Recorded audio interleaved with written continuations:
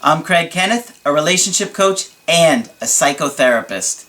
Every relationship is different, and every breakup is different. Work with me, and you'll get professional help on your situation. Just click on the link in the description below, or go to my website, askcraig.net.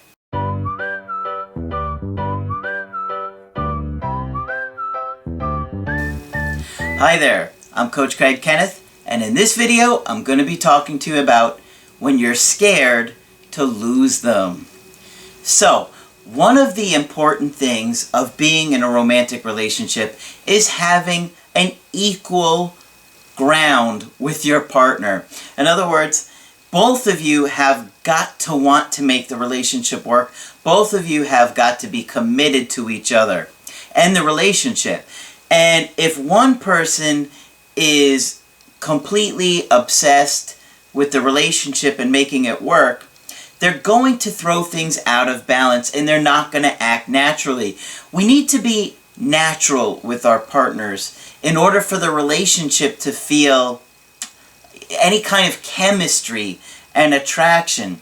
It's like, if you have a boss, you treat your boss differently than you treat your coworkers because, they have like a power over you. In other words, they could, if you mistreat them or talk down to them or get disrespectful, they could fire you, and then you're going to be on the unemployment line. So if you value your job, you're going to treat them better. But that is a relationship in which the dynamic is a little bit different. And you can't cause attraction in a relationship if your dynamic is of, I'm trying to be submissive to this person, to please them, to follow their rules, to go by what they need in order to make this work. So if you're the person that's always preoccupied with losing your partner, you're going to start tolerating being mistreated, and if they start becoming disrespectful or rude to you or doing things that are undermining the relationship, and it's not going to be healthy. You got to be on equal grounds with your partner. And so you need to be in a place where, and get to a place if you're not there, which many of you are not, where you're okay if they leave you. And that's not an easy place to get to, believe me, I know that. So, in this email that I'm going to get to, I have two emails. One's just a quick thank you email from somebody that I did an email coaching with. But in the second email, you're going to see what happens, what we do when we're scared we're going to lose that person, okay? And it's a good email. It's going to teach you some stuff. The first one is just somebody that I did an email coaching with last week. And they said, "Thank you, Craig. I will definitely sign up for a Skype soon. If it wasn't for you and your brilliant information, I probably would have pushed her away after the breakup. I've controlled my anxiety because of you. I'm just glad people have a true expert on both relationships and psychotherapy to turn to these times of crisis. Keep up the good work. You're the best there is." So thank you very much for those kind words, and I'm glad that that email coaching helped you out, and I'm glad to see that you're getting things turned around for yourself, because I know what it's like to be totally scared, totally clueless, and totally terrified that you're going to lose that person for good. And like I've told you guys before, a lot of the chances to reattract somebody are based on how you act and how you handle the situation. So, let's get into the second email. This is a guy in his early 40s who's dating a woman in her mid-30s, on and off, for 10 years. Wow! Long time, right? Especially considering their ages. So, this was what I found interesting about them. They only lived together, now that this whole 10 years, they were on and off, 6 months of that. And he said that she felt trapped and moved out. So that tells me she probably has an avoidant attachment style. And if you're new to my channel, I do have a lot of videos that explain what an attachment style is, and it's very, very interesting and very compelling, and absolutely a huge part to understanding what goes on in relationships, because our attachment to our attachment style that we learned in those early years of our life is the attachment style we generally keep throughout our life. Yes, it can change, but it more often than not stays the same way. I think they said about 75% of the time it stays the same throughout your life. Now, there can be major events, or you can go into psychotherapy and you can change that for yourself, but it's not easy. So he was explaining a little bit about this woman's background, and he said that she lost her father 16 years ago to cancer. He had drinking problems as well. So, okay, it's hard enough to lose your dad to cancer, and I know because I lost my mom to cancer, and that was incredibly difficult. But I was at least an adult and close to around 40 or so when that happened. It was just a few years ago. But to lose your mom at roughly 18, that would be really, really difficult. Or dad, I'm sorry. But dad also had a drinking problem as well, so he may have been drinking her entire childhood. We don't know. But I'm assuming he probably did. So it would be very hard for this woman to trust any guys. He said that her mother and older sister suffer from dementia. That is very interesting. So who knows what's going on with mom? Maybe it's dementia, maybe there's something else, maybe it's some schizophrenia or something. But the point is this: whatever it is, if she's been like this throughout her entire child, boy, I can't even speak right now. If she was like this as a mother to this girl during her childhood, it would be really, really hard to attach to anybody. Even her sister has dementia, so who knows what's going on there. Okay.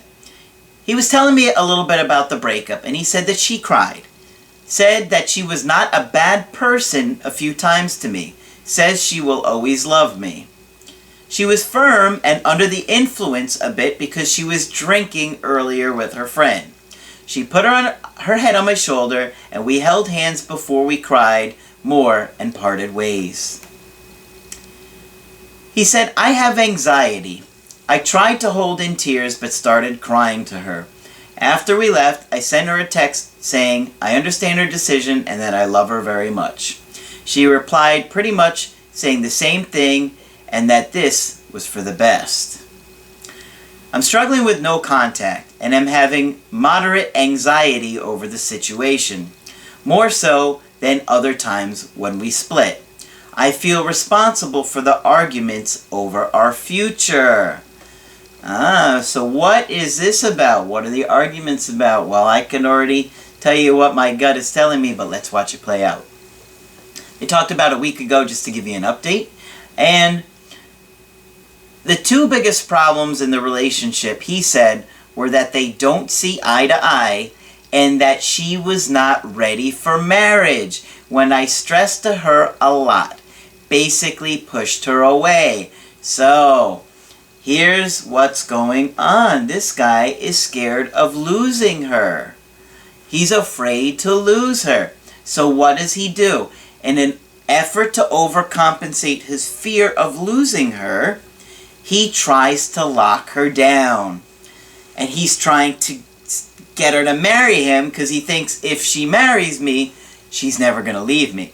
And well, look at the divorce rate. I can tell you that's not how it works. And the more you try and lock this girl down and force her to marry you, the more she's going to want to be free.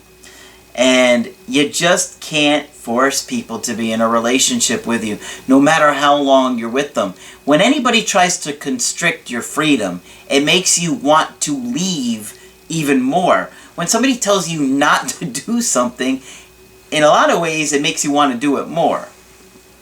And so, his fear of losing her is causing him to try and control the situation, try and lock her down, and it's unnatural to the relationship. And she feels it, she knows it, and instinctually it makes her want to go and take off. And I can't blame her, because if I was in a relationship where somebody was trying to get me to get married when I wasn't ready, I would want to run the other way too. It's a mutual decision on equal ground to get into that kind of commitment. And thinking that you can lock somebody into it, absolutely going to do the exact opposite. So, he says, I've been seeing a therapist since we split a year ago and throughout our recent one-year resurgence. I've been suffering some anxiety and relationship insecurities, which she gets annoyed with. She said to me a few times, you just need to chill. Yeah, and she's probably right. Your anxiety is causing you to act insecure and try and control her. My ex and I have split up a few times over the 10-year period. I've been put in friend zone once during this time while we were dating other people. We would get back together. I'd get anxious over the future of our relationship, kept pushing her about it, and this would lead to arguments. Yes, guys, you've got to make your person, your partner, feel like they're free. Not that they are free, but you want to allow them freedom. And if you try and control them, they're just going to want to leave. When we were not dating, she was always there for me in time of need, and I was always there for her. While broken up last time, she went on a trip with her friends. We both talked to the same friend, her friend, who convinced me that she wanted to see me during her trip by herself because she missed me. I gave in, and 1 year later, last week, she dumped me again. She's very direct and firm, walks in front of me, and expects a lot from me. This sounds like somebody with an avoidant attachment style. I've dated somebody with an avoidant attachment style, and they walked in front of me. And we're pretty direct and firm. I've noticed that with people that have an avoidant attachment style. They tend to be like that. I don't think I've ever shared those symptoms. I guess it's a way to look at them as symptoms. But yeah, you might want to look at your partner and see if you've noticed that from them before. Our breakups typically lasted no longer than a month or two. No contact would last a few weeks to a month during this time. Our sex life declined severely over the past 3 months. Yeah, she probably didn't want to be close to you because when she felt close to you, she was feeling trapped. She's extremely busy with work and likes to drink close to a bottle of wine afterwards to wind down. Wow. Her words can get toxic at night if I piss her off. So that's not healthy for you to be feeling like you have to walk on eggshells with her. And her mistreating you because she's drinking too much, that's not okay either. And it's not going to be healthy for you or the relationship. My ex left this time crying out, "I'm not a bad person."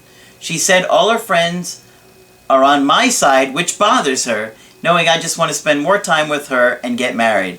She's my best friend, and I know she loves me. She can just be controlling and unsure at times. Well, you're controlling too, just in a different way. Is this situation salvageable after all this time, and what should I do at this point? I still want her back because we can be happy together. I've taken her off my Facebook and applied no contact immediately, and I'm going on a 1-week vacation in 2 weeks that we were supposed to go on together by myself. She will eventually find out, so I need to know how to handle this situation if or when she texts me while I'm there. Well, I would go on that vacation and I would go enjoy myself. And if she gets upset at you, I would just be like, I don't understand, why are you upset at me because of that? I had these plans with you, you didn't want to be with me, so I went on the vacation. I just wanted to go enjoy myself. What is she going to say to that? I mean, she was the one that wanted to break up.